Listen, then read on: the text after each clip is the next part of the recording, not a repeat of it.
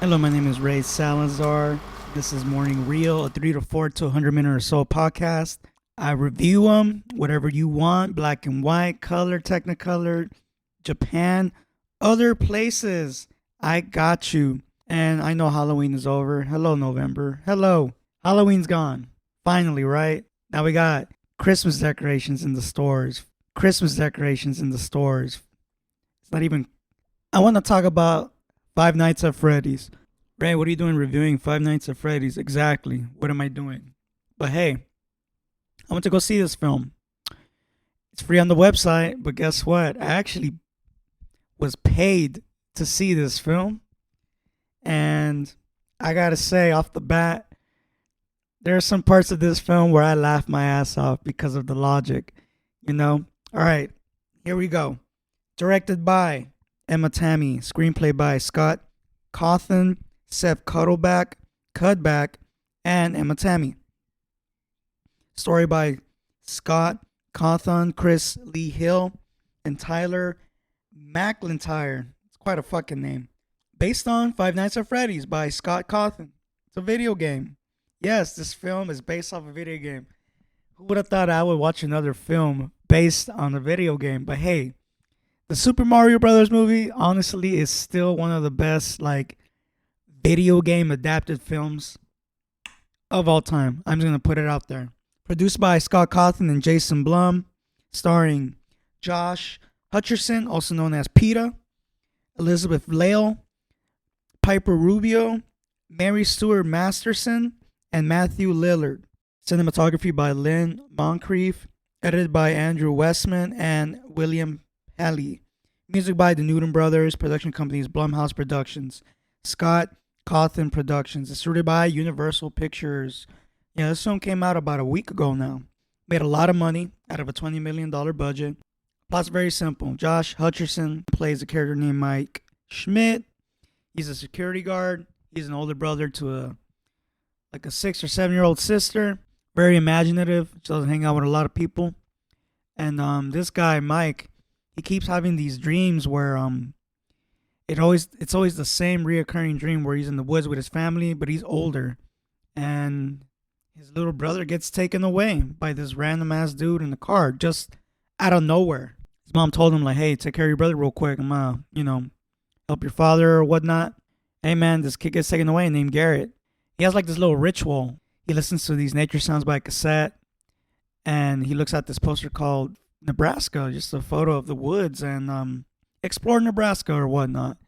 This guy has problems, this guy has trauma, obviously. That guilt has followed him ever since to his, much more middle-aged years or whatnot. He has problems maintaining a job, and he gets lucky by looking after a pizzeria that closed down in the 80s because 5 kids got killed in relation to the place, right?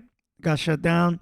His only job is to basically keep everybody out, make sure no one comes in, make sure everything is cool. But you don't really got to do much. You sit back, watch the cameras.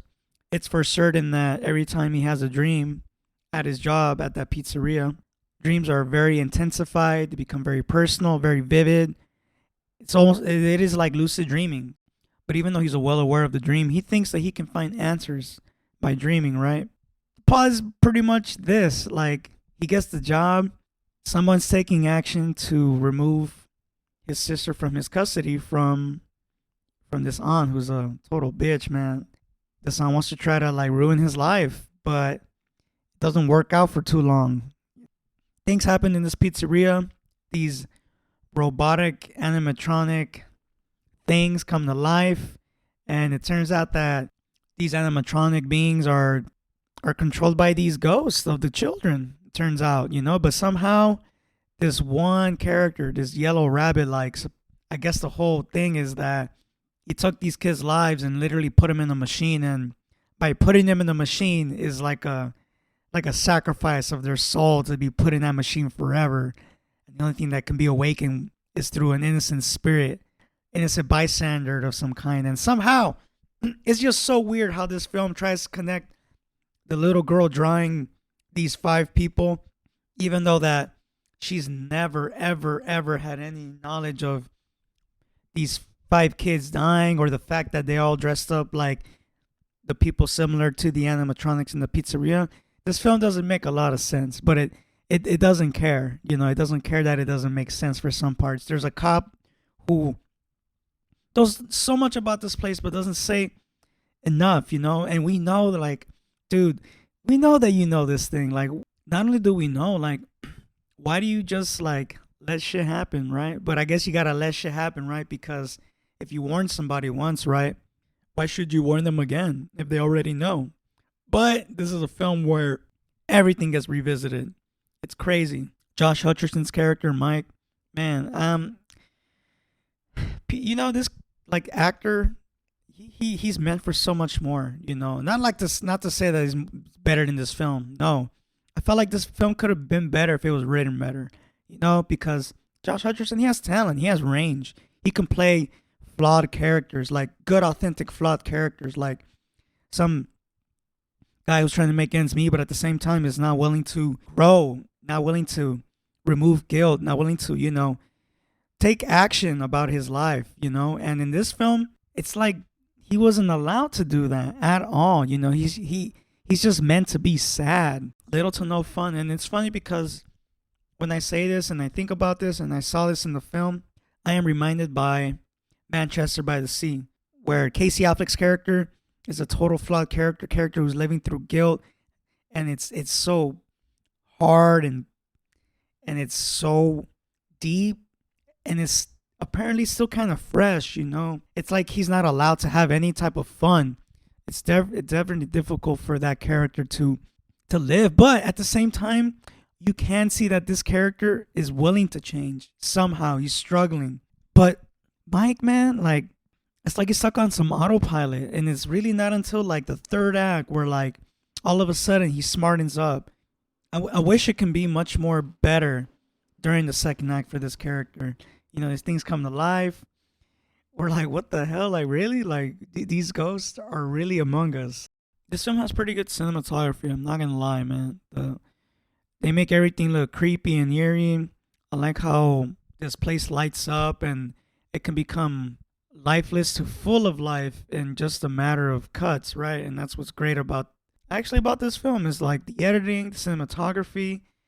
It just suffers from a weak script, a script where these characters have little to no, like, they have some depth, but like it just kicks into high gear only on the third act. Like, even on the second act, there's no investigation. There's little to no investigation. It's crazy. It's literally like 5 nights. This person goes into that building for 5 nights, and you witness it, and in some weird way, it's a slow burner.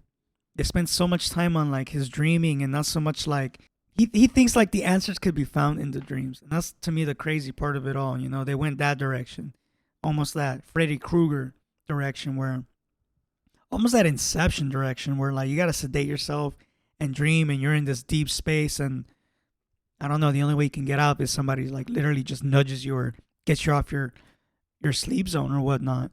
And I don't know, I guess just nowadays it's just very unoriginal. It's very clean for the most part. Like a horror film like this that it's intended for like teens, obviously, and young adults, not so much me. I mean, I didn't play this game at all, man. My brother loves this fucking game. He loves Friday Nights at Freddy's. He would play that, I remember, and he was like, oh my god, this film's gonna be great. It's gonna be a classic.